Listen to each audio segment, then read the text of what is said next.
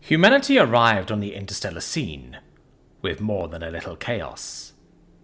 Unlike most species, they didn't break free of their solar system and send out an attempt at an interstellar greeting from whatever primitive ship they used.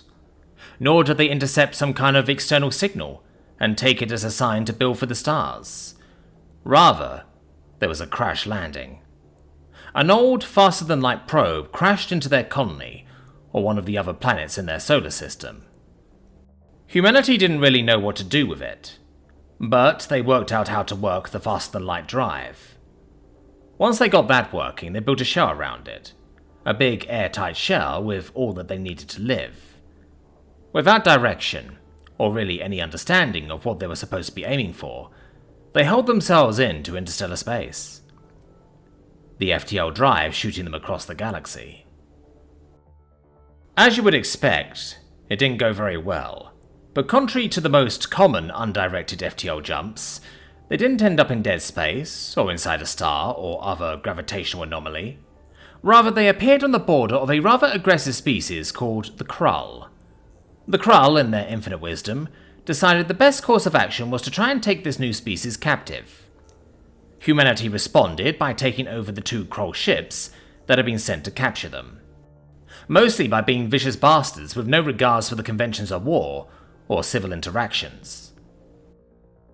We only found out centuries later that at the time, humans were just recovering from a civil war, and most humans looked quite unfavourably on attempting to take prisoners with microwave and electrical weapons. Either way, the humans went from having 1 FTL-capable ship to 3. So what do? They reversed the course of the original one, sending it home, before crewing the other 2 and pointing them in random directions and repeating the process. Now, most species FTL drives have unique signatures. So when a Krawl FTL drive flash was registered above an agricultural world in my own species space, the logical process was to attempt to ask what was going on. With no response but no active weapons, the standard procedure was to dock with the unknown vessel and attempt to board it. Well, the humans had seen this song and dance before, but this time they had some Krawl to throw in the way first to see what we'd do. Being at war with the aggressive species, we detained them with extreme prejudice. The humans decided they didn't like this, and since we didn't have their language in our translators, any attempt at communication failed. The humans, now armed with their own weapons, the Krawl weapons, managed to defeat the small boarding team and once again take control of the ship. So, humanity had another FTL-capable ship. Well, what do? They finally work out how to direct the FTL, sort of. They jump both ships home, and rather than doing the sensible thing of informing their government that there are other species out there, they decided they would recruit a mix of people, the most adventurous, the most self-sufficient, and those that craved combat and excitement.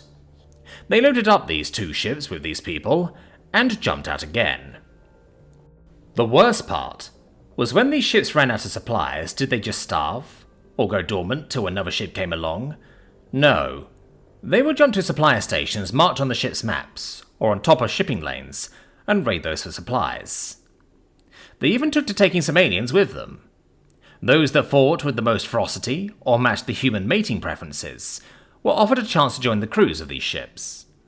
Plenty took them up on it.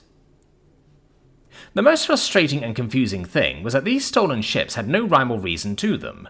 There was no organized raid. Each ship was a law unto itself. Some had mercy, and would not kill you if you surrendered. Others butchered entire stations to acquire new ships and resources. Then the fact that the humans would paint these ships.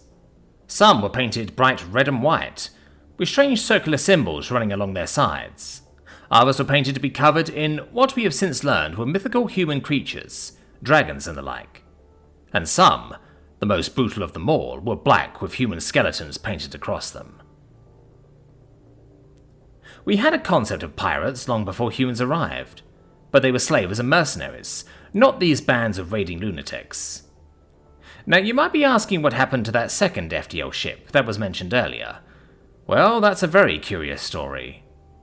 That ship encountered a tiny mining outpost in a system that was only remarkable because of its high density of base metals, iron, copper, and the like. things that every race needs in huge amounts but are abundant across the galaxy. That ship took that base and turned it into their own personal fiefdom. And as the humans learned to use the FTL drives for a process of trial and error, and other species joining their crew and being familiar with its basic function, that tiny mining base became something of a haven. Any ship that was flying the human colours could dock at that base and take rest from their raiding, and they could be repaired, refit, and even sometimes acquire new crew. Humanity had joined the galactic community, but not with a hello or even a we are here to conquer, but rather they joined through stealing ships from most known sentient species, then using those ships to raid other species. The intergalactic politics was a mess for several decades after that, people accusing others of raiding their bases, stealing ships and all kinds of other things.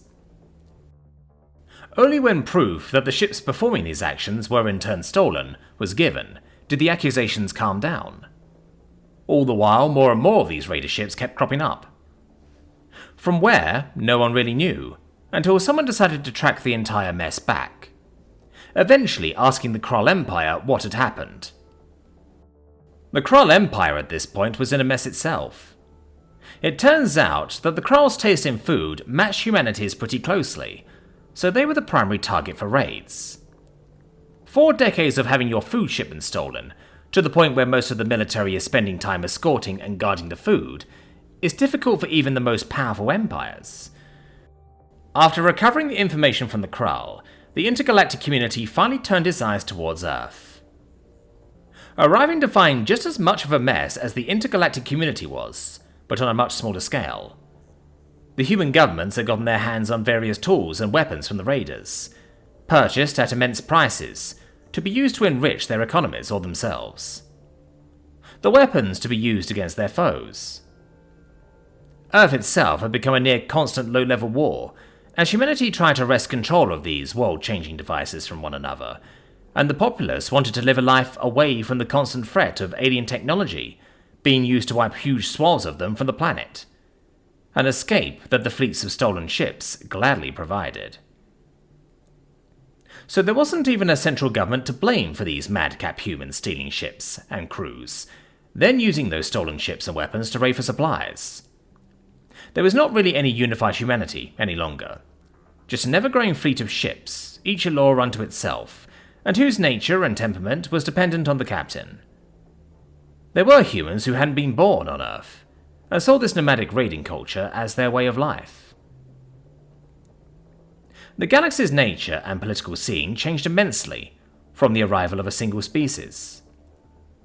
Trade is now calculated with a loss margin based on human activity in the areas it is passing through. Wars are now far slower and more expensive, because you have no idea when or even if the human raiders will turn up and steal your supplies, or be paid by your foe to break your supply lines.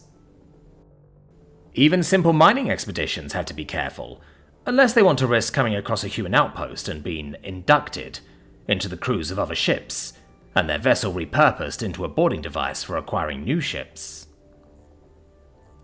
This is how humanity joined the galactic community. They rebuilt a crashed ship, used it to steal 2 more, and they just went from there. It is only in recent years that we have finally acquired enough data, mostly through trading with these raiders, to finish putting together a full translation matrix and start communicating with these humans. The thing that makes it difficult is that non-humans born into their society are taught the human language as well as their mother tongue, and they view the human language as some kind of secret code to be used only amongst those in the know. The majority of humans are more than happy to remain as these space pirates, or as some call themselves, space Vikings. Some, however, seem to be closer to traders and merchants, with no qualms about shoot first, negotiate later attitude. Humanity has joined up here in the stars, and they did it by stealing things, and they don't plan to stop.